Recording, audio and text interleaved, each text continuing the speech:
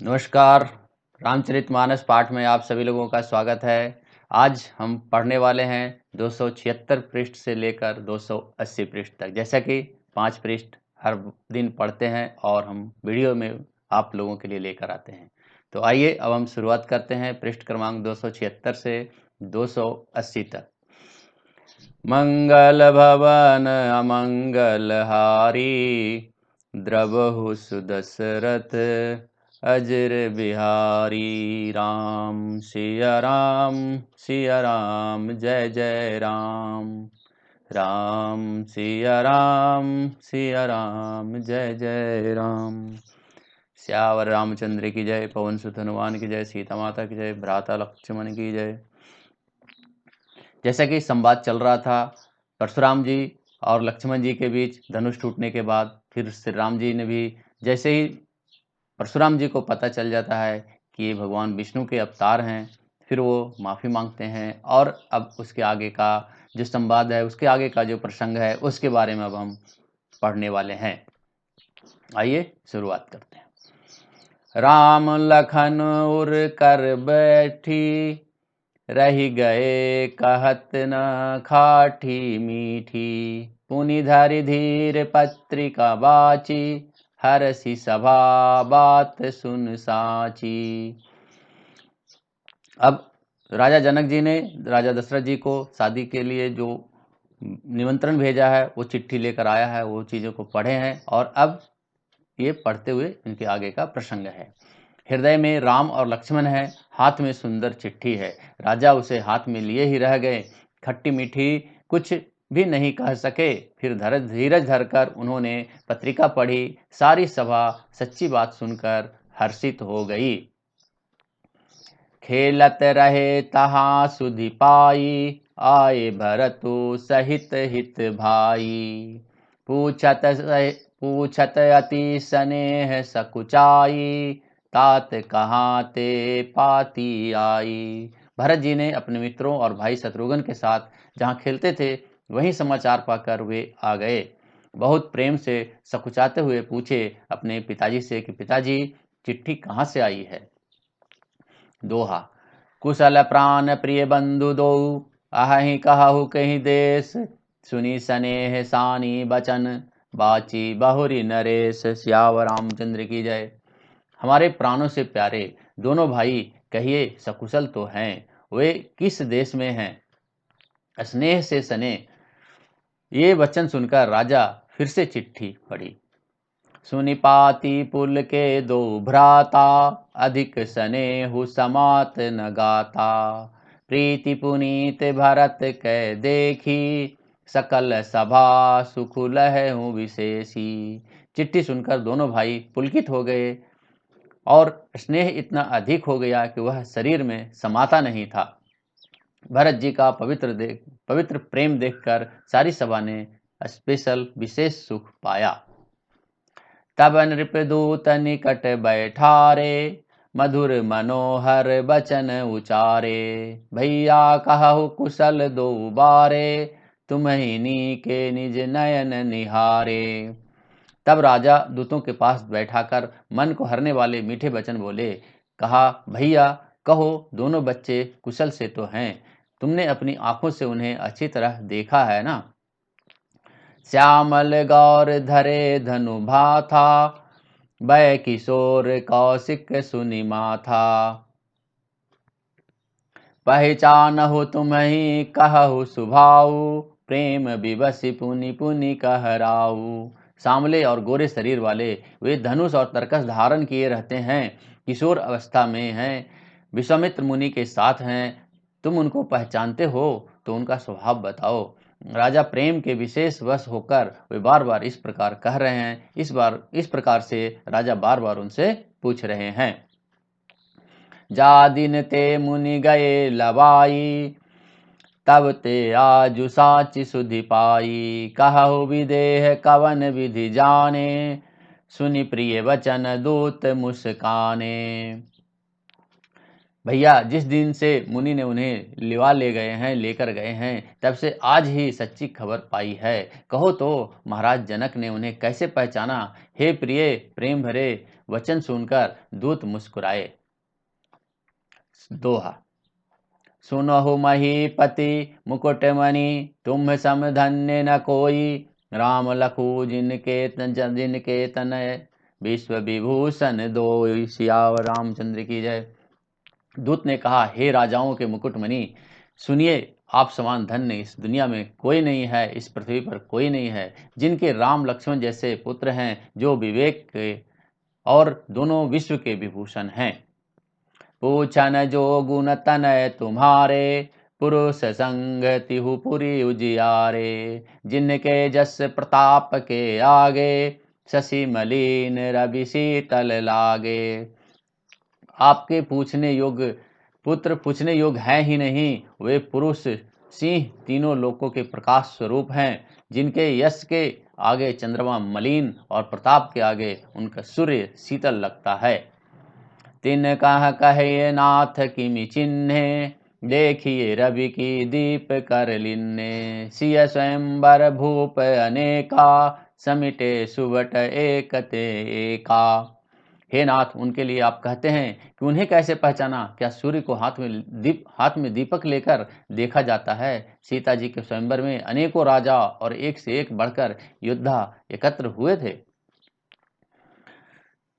शंभु सरासनु काहु नटारा, हारे सकल वीर बरियारा। तिनि लोक महजे भट मानी, सबके सकति शंभु धनु भानी। परंतु शिव जी के धनुष को कोई भी उठा नहीं सका, हटा नहीं सका। सारे बलवान वीर हार गए। तीनों लोकों में जो वीरता के अभिमानी थे, शिव जी के धनुष की सबकी शक्ति तोड़ दी। सकय उठाई सरसरु मेरु, सोई ही हारि गए करि फेरु। जेहि कौतुक शिव शैल उठावा, सोई तेहि सभा पराभव भावा। वानासुर जो सुमेरु को भी उठा सकता था, वह भी हृदय में हारकर परिक्रमा करके चला गया। और जिसने खेल से ही कैलाश को उठा लिया था, वह रावण भी उस सभा से पराजय को प्राप्त हुआ था। दोहा। तहाँ राम रघुवंश मणि, सुनिए महामहिपाल। भंजे चाप प्रयास बिनु, जिमि गज पंकल नाल। सियावर रामचंद्र की जय। हे महाराज, सुनिए, यहाँ जहाँ ऐसे योद्धा हार मान गए, रघुवंश बनी श्री रामचंद्र जी ने बिना ही प्रयास शिव जी के धनुष को वैसे ही तोड़ डाला, जैसे हाथी कमल की डंडी को तोड़ डालता है। सुनी सरोस भृगुनायक आए, बहुत भांति तिन्ह आँख दिखाए। देखी राम बलु निज धनु दिन्हा, करी बहु विनय गवनु कब किन्हा। धनुष टूटने की बात सुनकर परशुराम जी क्रोध भरे आए और उन्होंने बहुत प्रकार से आंखें दिखलाई। अंत में उन्होंने भी श्री रामचंद्र जी का बल देखकर उन्हें अपना धनुष दे दिया और बहुत प्रकार से विनती करके वे वन को गमन किए, वन को चले गए। राजन राम अतुल बल जैसे, तेज निधान लखन पुनि कैसे। कंपहि भूप बिलोकत जाके, जिमि गज हरि किशोर के ताके। हे राजन, जैसे श्री रामचंद्र जी अतुलनीय बली हैं, वैसे ही तेज निधान फिर लक्ष्मण जी भी हैं, जिनके देखने मात्र से राजा लोग ऐसे कांप उठते थे, जैसे हाथी सिंह के बच्चे के ताकने से कांप उठता है। देव देखि तब बालक दो, अब न आँखि तर आवत को। दूत बचन रचना प्रिय लागी, प्रेम प्रताप वीर रस पागी। हे देव, आपके दोनों बालक को देखने के बाद अब आंखों के नीचे कोई आता ही नहीं है, दृष्टि पर कोई चढ़ता ही नहीं है। प्रेम प्रताप और वीर रस में पगी हुई दूतों की वचन रचना सबको बहुत प्रिय लगी है। सभा समेत राव अनुरागे, दूतन देन निछावरी लागे। कही अनीति ते मुंदहि काना, धर्म विचारु सबहि सुख माना। सभा सहित राजा प्रेम में मग्न हो गए और दूतों को निछावर देने लगे। निछावर देते देखकर यह नीति विरुद्ध है ऐसा कहकर दूत अपने हाथों से कान मूंदने लगे। धर्म को विचार कर उनका धर्मयुक्त वर्ताव देखकर सभी ने सुख माना। दोहा। तब उठी भूप वशिष्ठ कहूँ, दिन्नि पत्रिका जाई। कथा सुनाए गुर ही सब, सादर दूत बोलाई। सियावर रामचंद्र की जय। तब राजा ने उठकर वशिष्ठ जी के पास जाकर उन्हें पत्रिका दी और आदरपूर्वक दूतों को बुलाकर सारी कथा गुरु जी को सुना दी। सुनि बोले गुरु अति सुख पाई, पुण्य पुरुष कहूँ महि सुख छाई। जिमि सरिता सागर महु जाई, यद्यपि ताहि कामना नाही। सब समाचार सुनकर और अत्यंत सुख पाकर गुरु बोले, पुण्यात्मा, पुरुष के लिए पृथ्वी सुखों से छाई हुई है, जैसे नदियां समुद्र में जाती है, यद्यपि समुद्र के नदी की कामना नहीं होती है। तिमि सुख संपत्ति भी नहीं बोलाए, धर्मशील पहि जाहि सुभाए। तुम गुरु विप्र धेनु सुर सेवी, तसी पुनीत कौसल्या देवी। वैसे ही सुख और संपत्ति बिना ही बुलाए स्वाभाविक ही धर्मात्मा पुरुष के पास जाती है। तुम जैसे गुरु, ब्राह्मण, गाय और देवता की सेवा करने वाले हो, वैसे ही पवित्र कौशल्या देवी भी हैं। सुकृति तुम समान जग माही, भय न है को होने ही नाही। तुम्हते अधिक पुण्य बड़ काके, राजन राम सरिस सुत जाके। तुम्हारे समान पुण्यात्मा जगत में कोई न हुआ है, न होने वाला है, न होने का ही है। हे राजन, तुमसे अधिक पुण्य और किसका होगा, जिसके राम जैसे पुत्र हैं, राम सरीखे पुत्र हैं। वीर विनीत धर्म व्रत धारी, गुण सागर बर बालक चारी। तुम कहूँ सर्व काल कल्याणा, सजहु बरात बजाए निशाना। और जिसके बालक, चारों बालक वीर, विनम्र, धर्म का व्रत करने वाले और गुणों के सुंदर समुद्र जैसे हैं, तुम्हारे लिए सभी काल में कल्याण है। अतएव डंका बजाकर आप बारात सजाइए। दोहा। चलहु बेग सुनि गुर बचन, भले ही नाथ सिरुनाई। भूपति गवन भावन तब, दूतन वासुदेवाई। सियावर रामचंद्र की जय। और जल्दी चलो, गुरु जी के ऐसे वचन सुनकर हे नाथ बहुत अच्छा कहकर और सिर नवाकर तथा दूतों का डेरा दिलाकर राजा महल में गए। राजा सबुर निवास बुलाई, जनक पत्रिका बाची सुनाई। सुनि संदेश सकल हरसानी, अपर कथा सब भूप बखानी। राजा ने सारे रनिवास को बुलाकर जनक जी की पत्रिका पढ़कर सुनाई। फिर समाचार सुनकर सब रानियां हर्ष से भर गई। राजा ने फिर दूसरी बातों का जो दूतों के मुख से सुनी थी उसका वर्णन किया। प्रेम प्रफुल्लित राजहि रानी, मनहु सिखिनी सुनि बारिद बानी। मुदित अशेष देहि गुर नारी, अति आनंद मगन महतारी। प्रेम में प्रफुल्लित हुई रानियां ऐसे सुशोभित हो रही है जैसे मोरनी बादलों की गरज सुनकर प्रफुल्लित होती है। बड़ी बूढ़ी अथवा गुरुओं की स्त्रियां प्रसन्न होकर आशीर्वाद दे रही है। माताएं अत्यंत आनंद में मग्न है। लेहि परस्पर अति प्रिय पाती, हृदय लगाई जुड़ा वही छाती। राम लखन कै कीर्ति करनी, बारहि बार भूप बर बरनी। उस समय अत्यंत प्रिय पत्रिका को आपस में लेकर सब हृदय से लगा लगाकर अपनी छाती को, अपने हृदय को शीतल करती हैं। राजाओं में श्रेष्ठ दशरथ जी ने राम लक्ष्मण की कीर्ति और करनी का बारंबार वर्णन किया। मुनि प्रसादु कहे द्वार सिधाए, रानिन तब महिदेव बोलाए। दिए दान आनंद समेता, चले विप्र बर आशीष देता। यह सब मुनि की कृपा है, ऐसा कहकर वे बाहर चले आए। तब रानियों ने ब्राह्मण को बुलाया और आनंद सहित उन्हें दान दिए। श्रेष्ठ ब्राह्मण भी आशीर्वाद देते हुए चले। जाचक लिए हकारी दिन्ही, निछावरी कोटि विधि। चिरुजीवहु सुतचारी, चक्रवर्ती राजा दशरथ की। फिर भिक्षुओं को बुलाकर, श्याम रामचंद्र की जय। फिर भिक्षुओं को बुलाकर करोड़ों प्रकार की निछावरें उन्हें दी। चक्रवर्ती राजा महाराज दशरथ के चारों पुत्र चिरंजीवी हों। कहत चले पहिरे पटनाना, हरसि हने गह गए निशाना। समाचार सब लोगन पाए, लोग घर घर होन बधाए।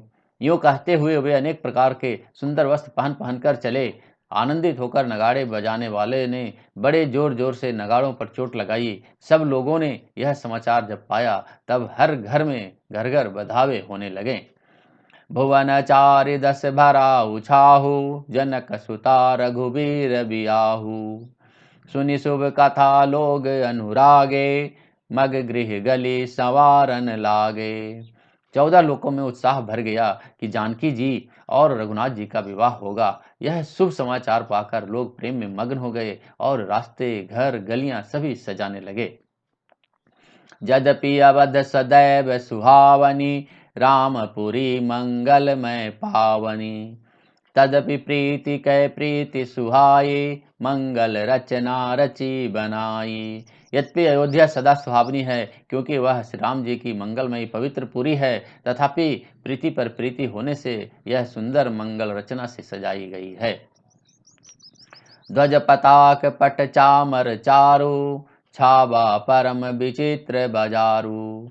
कनक कलश तोरण मणि जाला, हरद दूब दधि अक्षत माला। ध्वजा, पताका, पर्दे और सुंदर भंवरों से सजा हुआ सारा बाजार बहुत ही अनूठा लग रहा है, बहुत ही अनूठा छाया हुआ है। सोने के कलश, तोरण, मणियों की झालरें, हल्दी, दूध, दही, अक्षत और मालाओं से पूरी तरह से सजाया गया है। दोहा मंगलमय निज निज भवन, लोगन रचे बनाई। बीथि सिचि चतुरसम, चौके चारु पुराई। श्याम रामचंद्र की जय। आज कथा इतनी भयो, सुनो वीर हनुमान। श्याम रामचंद्र की जय। पवन सुत हनुमान की जय। सीता माता की जय। भ्राता लक्ष्मण की जय। मंगल भवन मंगलहारी, द्रवहु सुदशरथ अजिर बिहारी। राम सिया राम सिया राम, जय जय राम। राम सिया राम सिया राम, जय जय राम। दोस्तों, आज हमने 276 से 280 पृष्ठ तक पढ़ा है और अगले दिन हम 281 से 285 तक पढ़ेंगे। इसी तरह हम रामायण का पाठ, जो रामचरितमानस का पाठ हम कर रहे हैं, वो वीडियो फॉर्म में लेकर आ रहे हैं। वीडियो अच्छे लग रहे हैं तो वीडियो लाइक करें और चैनल को सब्सक्राइब करें। धन्यवाद धन्यवाद धन्यवाद।